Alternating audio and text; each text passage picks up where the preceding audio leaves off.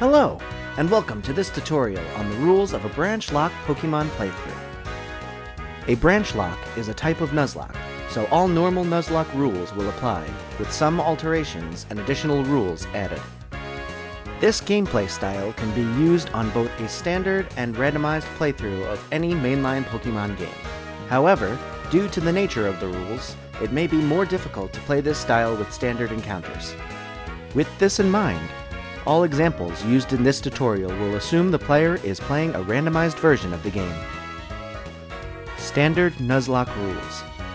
In a Branch Locke, all standard Nuzlocke rules apply. These rules are as follows.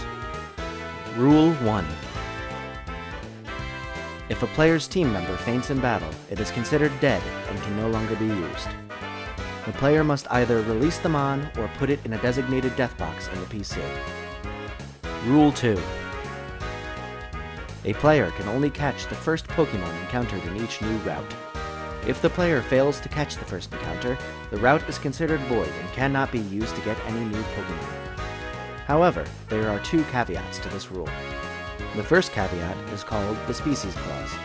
This specifies that if the first encounter of a route is in the same evolutionary line as a Pokemon the player has already caught, they can choose to re-encounter to find a new Pokemon they do not already have.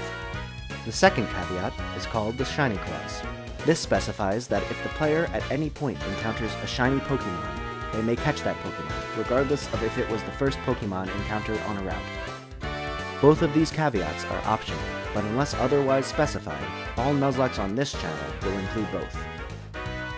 Rule 3. The player must give a unique nickname to each Pokemon they catch to encourage forming an emotional bond with their team members.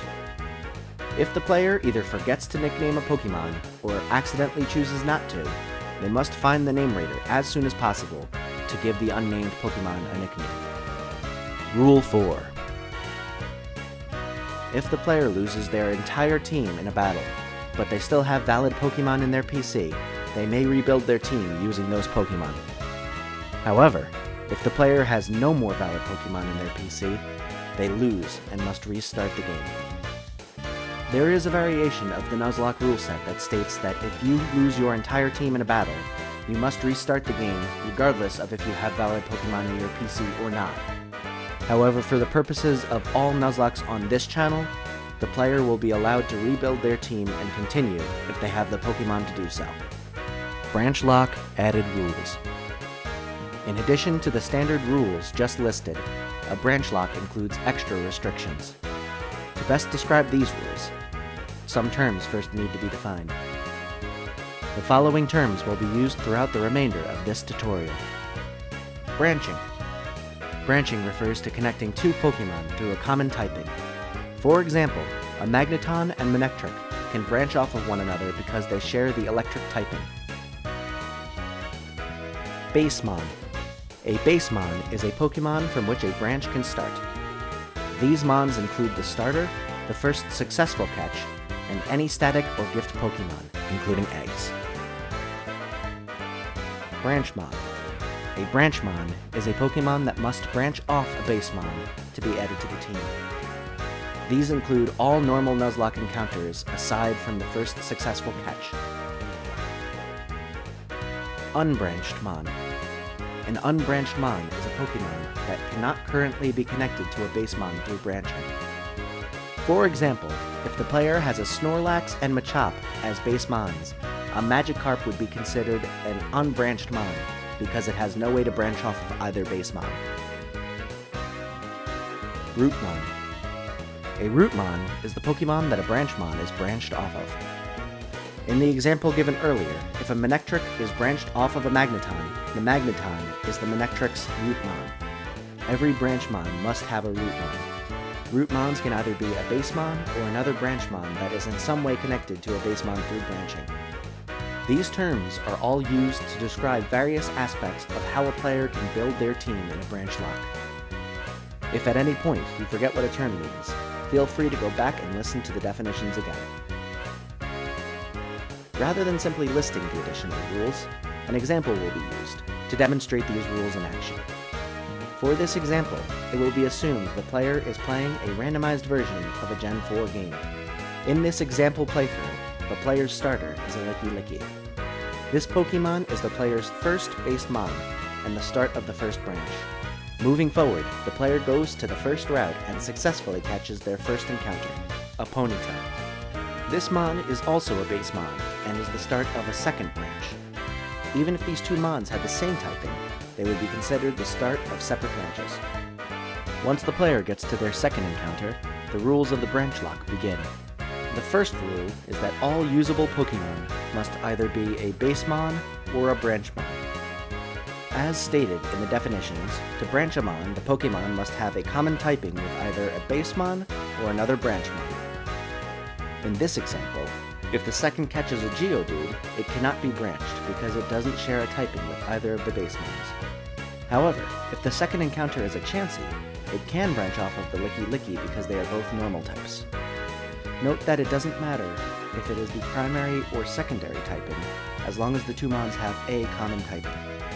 So, for example, a Lantern can branch off of a Ludicolo because they are both water types, but it can also branch off of a Pikachu because they are both electric types. The second rule is an alteration to the standard Nuzlocke rule about getting encounters. In a Branch Locke, there is a third caveat to the rule, and that is that if the first encounter in a route cannot be successfully branched, the player has the option to re-encounter to find a mon that can be successfully branched. Going back to the example, if the first encounter in the new route is a Geodude, the player can run away and re-encounter to get a branchable mon. In this example playthrough, the player re-encounters and the next mon is a Chansey, so that is now considered the only mon from the route that can be caught. If the player fails to catch the Chansey, they forfeit the entire route just like in a normal Nuzlocke. However, in our example, the player successfully catches the Chansey and branches it off the Licky. Continuing this example playthrough, the next route the player encounters a Drapion. Like with the Geodude, this mon is not able to be branched. However, the player can still choose to catch the mon anyway, in the hopes that it can later be branched. In this example, the player decides to catch the Drapion and leave it in the PC for the time being. This means that if their next encounter they catch is a Houndour, they can not only branch the Houndour off the Ponyta, but can then branch the Drapion they caught earlier off the Houndour. This brings us to the next rule. As long as a mon is alive, it can be branched at any time. Even if the player does not have the ability to branch the mon at the time it is caught, they can add the mon to a branch later if future encounters allow it. Additionally, this shows that mons can be branched off of other branch mons as well as base mons.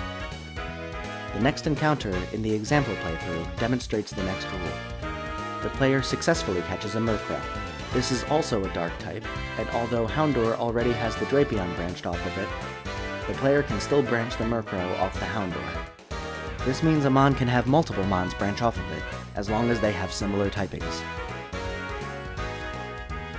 As stated earlier, static or gift Pokemon are also considered base mons. So, if the player's next Pokemon is an egg that hatches into a Hippowdon, this Hippowdon creates a new branch separate from the Licky and Ponyta branches. This new branch allows new types to potentially be added to the team and increase the team's type coverage.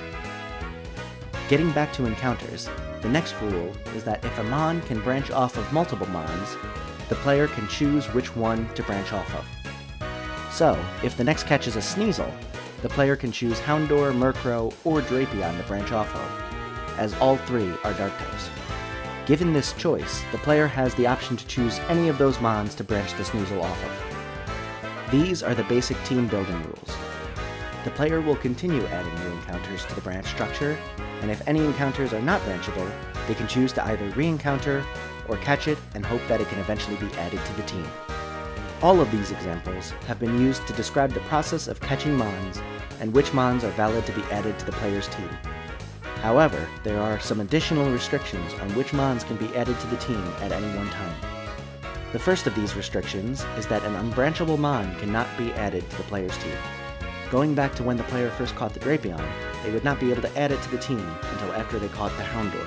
However, once the Houndour was on the team, the Drapion would become a valid member as well. The second restriction is that to add a mon to the team, it must either be a base mon, or its root mon must already be on the team. So, for example, for Houndour to be allowed on the team, Ponyta must also be on the team. Similarly, for Murkrow to be on the team, Houndour must be on the team. Since Houndour requires Ponyta to be on the team, in practice, Murkrow requires both Houndour and Ponyta to be on the team. This limits the possibilities of certain team members to be on the team at the same time. For example, the way the Mons are currently branched, Glalie and Aipom could not both be on the same team at the same time, as you would need Ponyta, Houndour, Drapion, and Sneasel on the team to get Glalie, meaning there aren't enough slots left to add the Mons necessary to get Aipom on the team as well. However, the team can have Mons from multiple branches on it, as long as they follow the above restrictions. If the player wants to have Licky, Hippowdon, and Ponyta all on the same team, that is completely legal. Additionally, the player can pick and choose which branches they add from. As long as all Pokémon are either base Mons or branch Mons whose root Mon is also on the team, the player can choose any team they want. The final topic that involves extra rules is about the mechanics of what happens when a Pokémon faints and is considered dead. If a team member faints, not only is it considered dead, but the branch is considered broken, and the player must either rebranch any Mons that were branched off of the dead Mon, or consider them unbranched and invalid to use. Using the example playthrough from before, if the Chansey were to die, Aipom would be considered unbranched and need to be rebranched onto Licky. However, if the Sneasel were to die, Glalie would become unbranched and the player would have to wait for another encounter to be able to rebranch the Glalie and use it again. If a current team member becomes unbranched because of a death, that Mon cannot be used in battle. So, if the Houndour were to die and the player had Murkrow on the team, the player would not be able to use the Murkrow from that moment forward. If the Mon were already out on the field, the player would need to switch it out of battle as soon as possible. If the player could not due to Arena Trap, Shadow Tag, or some other effect, the player would need to stall and possibly let the Murkrow die as well. Finally, if the player had a death that meant the entirety of the rest of their team were now unbranched, the player would need to do all in their power to let the remaining Mons die and white out. Once out of the battle, the player must box the unbranched Mons and rebuild their team with valid Mons. With that, these are all the rules of a Branch Locke. The goal is to build as diverse and effective a team as possible and to beat the Elite Four and Champion. If you are looking to try this gameplay style yourself, feel free to tweak the rules to your liking. But if you are watching this just to understand my playthrough, these are the rules I will be using. Additionally, let me know how you like the style.